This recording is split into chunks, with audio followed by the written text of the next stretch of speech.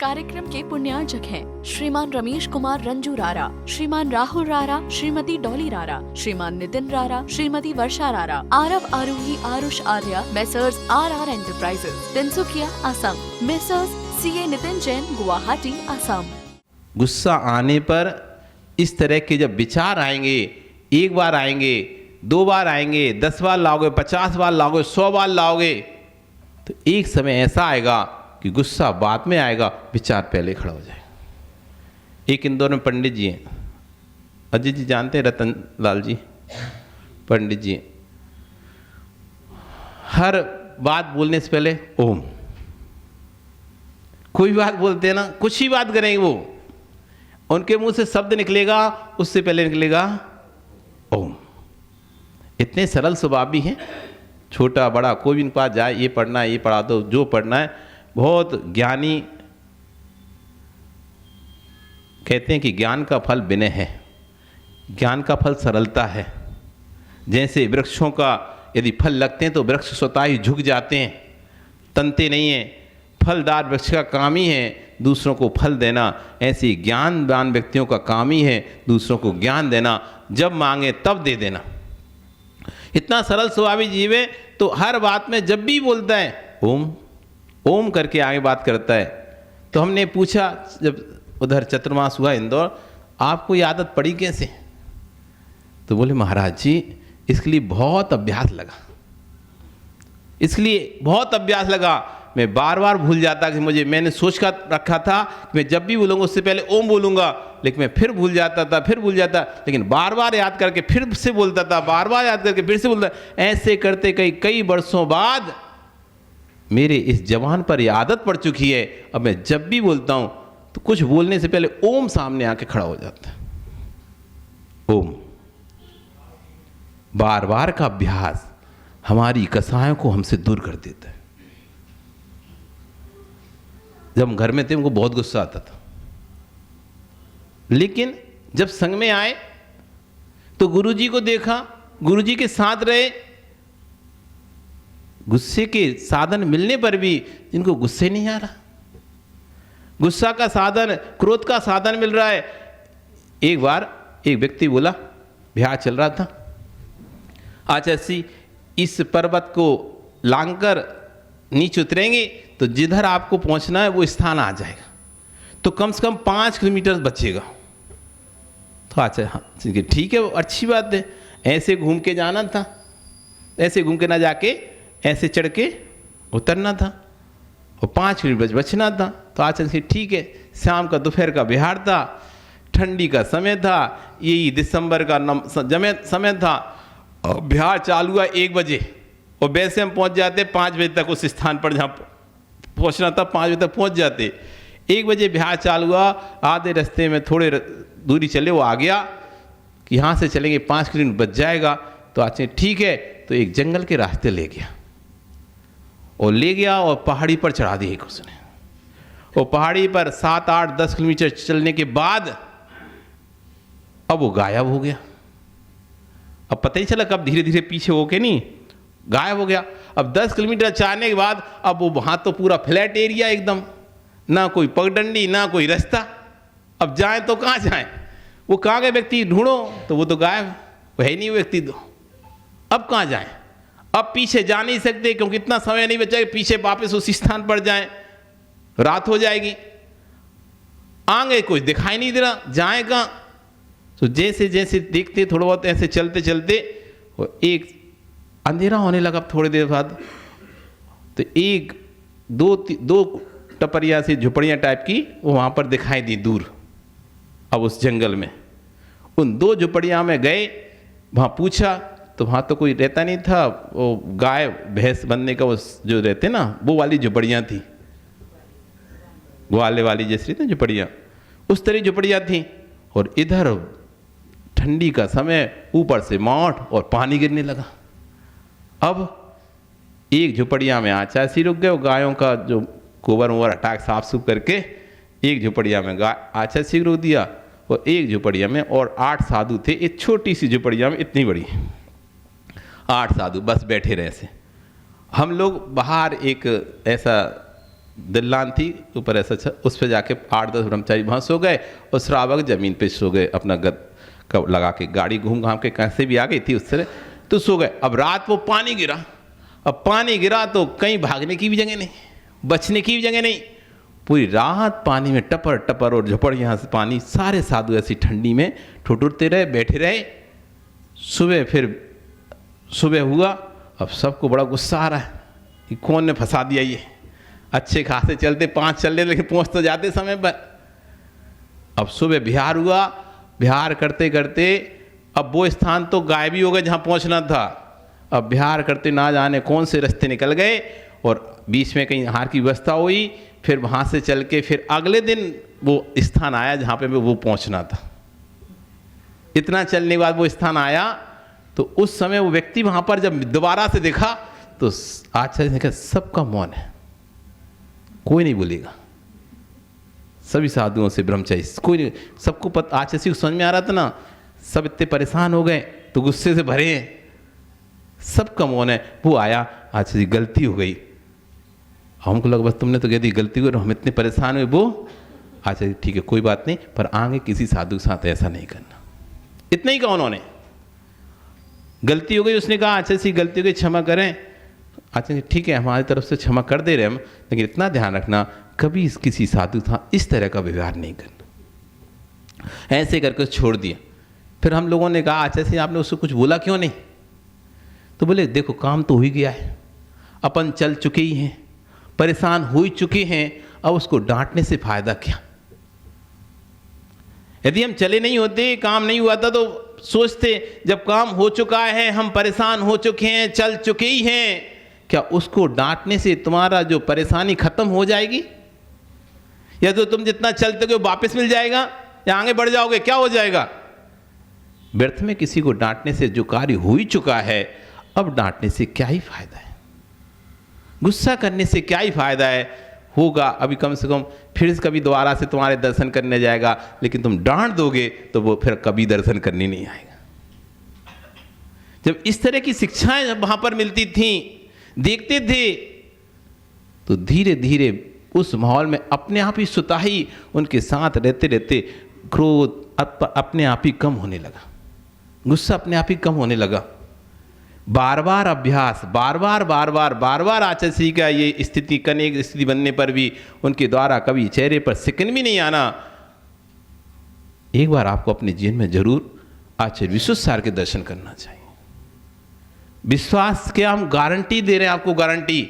आप एक बार दर्शन कर लो, एक बार बस, अगली बार आप स्वतः ही अपने आप जाओगे। उनके चेहरे पर जो तेज है, जो उनकी मुस्कान में जो आकर्षण है, वो आपको अपने आप स्वतः ही खींच लेगी अपनी ओर। आपको कुछ कहने की जरूरत नहीं पड़ेगी। आप अगली बार फिर से कहोगे मैं कब यहां दोबारा से जल्दी आऊं। जरूर अपने जीवन में आचार्य भगवान विश्वस्त सार महाराज के दर्शन करना। इस पर्याय के जाने से पहले एक बार जरूर कर लेना। जैसा ज्ञानी के साथ रहते हैं वैसा हमारा आचरण तैयार होता है, वैसा हमारा चारित्र तैयार होता है। इसलिए कह रहे कसाय को शत्रु समझो। जो ज्ञानी वो कसायों को शत्रु मानता है, और जब व्यक्ति किसी को शत्रु समझ लेता है तो सदैव उससे अपनी रक्षा करता है। हमें शत्रु नहीं दिखती ना कसाय, हमें तो ऐसा लगता है कसाय नहीं करेंगे तो काम नहीं बनेगा, गुस्सा नहीं करेंगे तो घर में कोई काम ही नहीं होगा, छल कपट मायाचारी नहीं करेंगे तो व्यापार ही नहीं होगा, घर के कोई काम ही नहीं होंगे, इसलिए हमें छल कपट करना पड़ता है, मायाचारी करना पड़ता है। ऐसा नहीं है, ये हमारी धारणा है ऐसी कि हम ऐसा नहीं करेंगे तो ऐसा नहीं होगा। आप नहीं करोगे तब भी आपका काम होगा, पर उसके लिए आपको थोड़ा अपने आप पर दृढ़ विश्वास रखना पड़ेगा इस बात पर कि मैं बिना कसाय किए, बिना गुस्सा किए भी अपना काम करवा सकता हूं। बहुत से लोग तो इसी बात पर इसलिए गुस्सा करते हैं, वो काम नहीं बनता बिना गुस्सा किए, इसलिए मुझे नौकरों पर गुस्सा करना पड़ता है, काम वालों पर गुस्सा करना पड़ता है। वो काम नहीं करते, आप गुस्सा करते हैं इसलिए वो ढीठ हो गए। आप गुस्सा करते हो, उन्हें पता है कि काम बिगड़ा तो सेठ क्या करे, गुस्सा करते बहुत, और क्या सुन लेंगे थोड़ी सी। कभी आदि कोई अपना व्यक्ति गलत करके आता है ना, वो डरता है। कब तक डरता है? जब तक आप उसको डांटते नहीं हो तब तक उसके अंदर लगी रहती है, डांटेंगे, ये डांटेंगे, आज डांटेंगे, गलती हो गई, अब डांटेंगे, गुस्सा करेंगे, अब डांटेंगे, गुस्सा। वो तो पूरा मानसिक तनाव क्या है, लेकिन आप कुछ नहीं कह रहे। अब जब तक आप उससे कुछ नहीं कहोगे उसके अंदर धुकधुकी लगी, क्यों नहीं बोल रहे, क्यों नहीं। और जैसे ही आपने कह दिया, वो टेंशन फ्री, मैंने गलती करी, उसकी सजा मैंने सुन ली, मैंने 4 बातें सुन ली ना चुपचाप, अब वो फ्री। और जब तक वो आपसे 4 बातें सुनेगा नहीं, तब तो उसके दिमाग में लगी रहेगी, अभी तक पिताजी ने बोला क्यों नहीं, पापा बोले क्यों नहीं, अभी तक उनको तो पता चल गया है, फिर बोले क्यों नहीं है। अब वो अंदर ही अंदर वो गिल्ट फील करेगा। आप कुछ नहीं बोल रहे, आपको पता चल गया, तब भी आप कुछ नहीं बोल रहे, वो अंदर गिल्ट फील कर रहा है, क्यों नहीं बोल रहे। 1 दिन अच्छे से निकलेगा, 2 दिन अच्छे से निकाल लेगा, लेकिन 30 दिन उसके अंदर गिल्ट फील होने लगे, बोल क्यों नहीं रहे, डांट क्यों नहीं रहे। सुताई आपके पास आ जाए, मुझसे क्या गलती हो गई, आप मुझे डांट क्यों नहीं रहे। गुस्सा करना हर समस्या का समाधान नहीं है, उसे शत्रुवत समझो। आप जितने गंभीर रहोगे, आपकी आंख से लोग डर जाएंगे। आप इतना भी बोल दोगे ना, तुमने ठीक नहीं किया, बिना गुस्सा करे, गंभीरता से, देखो वो पानी पानी हो जाएगा, पानी पानी हो जाएगा। गुस्सा तो बहुत बात की है, यदि आप गंभीरता से उस शब्द को बोल दोगे, आपने अच्छा नहीं किया ये कार्य। यदि वो पानी का होगा ना, तो बिल्कुल पानी पानी हो जाएगा इसमें। तो हमारे गुरुजी कभी हमको नहीं डांटे आज तक, हम लोगों को नहीं डांटते, वो इतना ही कहते हैं, ये तुम्हारे लायक काम नहीं था, तुम्हें ऐसा नहीं करना चाहिए था, तुम्हें ऐसा नहीं बोलना चाहिए था, तुम तो ज्ञानी साधु हो। इतना प्यार से बोलते हैं, मारते अच्छे, लेकिन ऐसा कहते हैं ना, वो कहते हैं ना, ऐसे मीठी मार देते थे। तुम तो इतने ज्ञानी साधु हो, ऐसे ज्ञानी साधु को ये काम शोभा देता है क्या। कोई यदि साधु गोल मार देता ना, प्रवचन नहीं आते तो हम लोग भी बड़े मस्ती करते थे, संग में रहते थे, कभी प्रवचन में नहीं जाते थे, तो कहीं क्लास में गायब हो जाते थे, कहीं कुछ करते थे। तो अब जब पकड़े जाते मतलब पता चलता था कि प्रवचन में आज अर्ज सागर नहीं आए, तो ठीक है, वो दिमाग में रखा। और जब क्लास लगी कहीं, ज्ञानी साधुओं को क्या शोभा देता है बताओ, अर्जित सागर इस तरह से, मतलब अपनी ही चीज अपन से पूछवाते थे कि क्या इस तरह करना चाहिए, क्या नहीं करना चाहिए ना। फिर आज आपने ऐसा क्यों किया, इतना ही पूछा उन्होंने, आपने आज ऐसा क्यों किया, इसलिए तो हालत खराब हो जाती थी। अब क्या उत्तर दें। प्यार से भी काम हो सकता है, गंभीरता से भी काम हो सकता है, जरूरी नहीं कि हम हर समय कसाय करें। ज्ञानी पुरुष कसायान शत्रुवत, कसाय को शत्रु समान देखते हैं। पश्यद विषयान विशेष तथा, वो पंच इंद्रिय विषयों को विष के समान देखते हैं। मोहम च परम व्याधि, और मोह को परम व्याधि के समान विचक्षणा देखते हैं। जो ज्ञानी पुरुष हैं वो 5 इंद्रियों को, विषयों को विष के समान देता है। जैसे विष धीरे धीरे शरीर को नष्ट कर देता है, ऐसे 5 इंद्रिय के विषय हमारी आत्मा के सारे पुण्य को नष्ट कर देते। जितना ज्यादा भोगोगे उतना जल्दी पुण्य नष्ट होगा कि नहीं होगा। हमको लगता है अरे हमारा तो पुण्य चल रहा है, हमें तो ये भी मिल गया, गाड़ी मिल गई, आज तो मोबाइल भी हो गया, अच्छे कपड़े भी गए, जूता चप्पल सब, हमारा तो भैया पुण्य चल रहा है। अरे तुम्हें पता नहीं है, जितनी जल्दी जल्दी पुण्य भोगोगे तो खत्म भी उतनी जल्दी जल्दी होगा।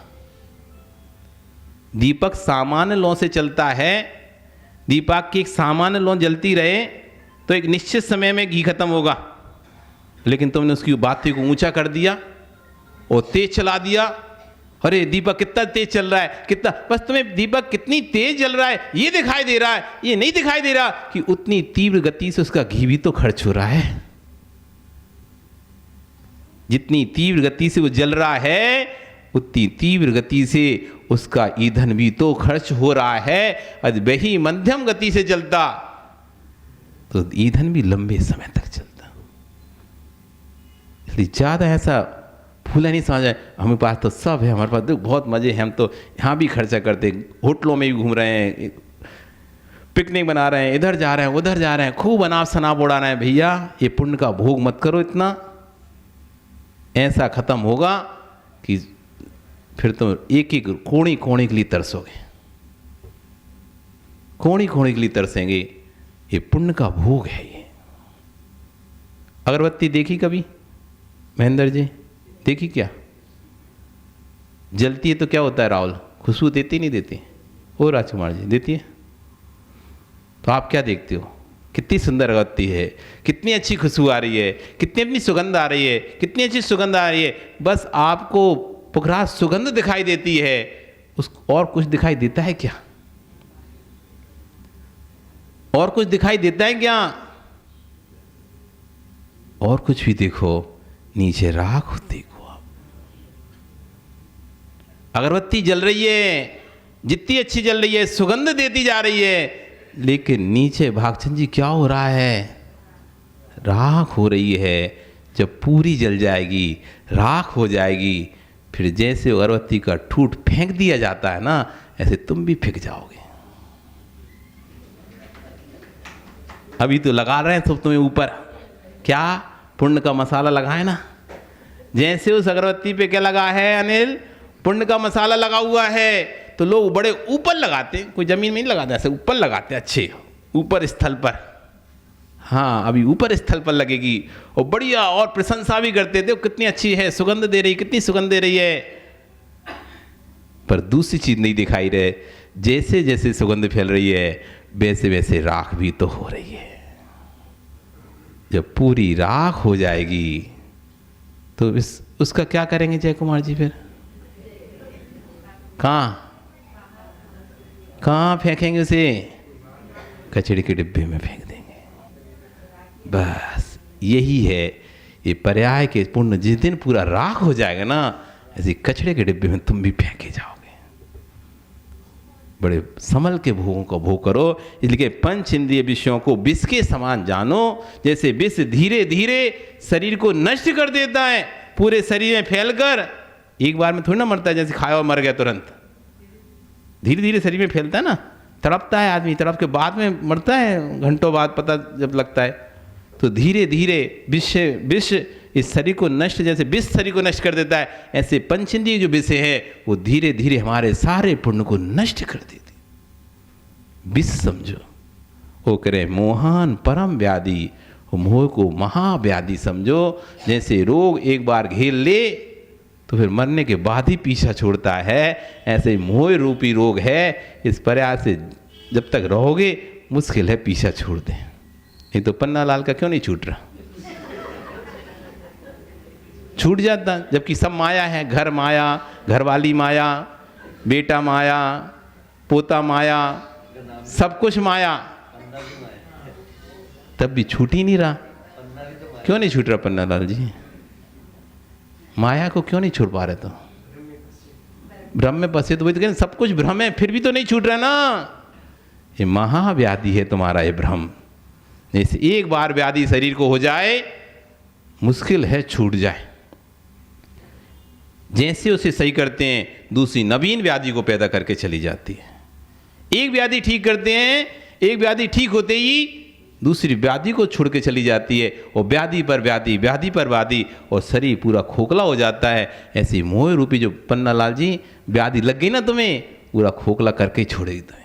इस कार्यक्रम के पुण्यार्चक थे श्रीमान रमेश कुमार रंजू रारा, श्रीमान राहुल रारा, श्रीमती डॉली रारा, श्रीमान नितिन रारा, Shrimati Varsha Rara, Aarav Aaruhi Aarush Arya, Messrs RR enterprises, Tinsukia, Assam, Messrs CA Nitin Jain, Guwahati, Assam.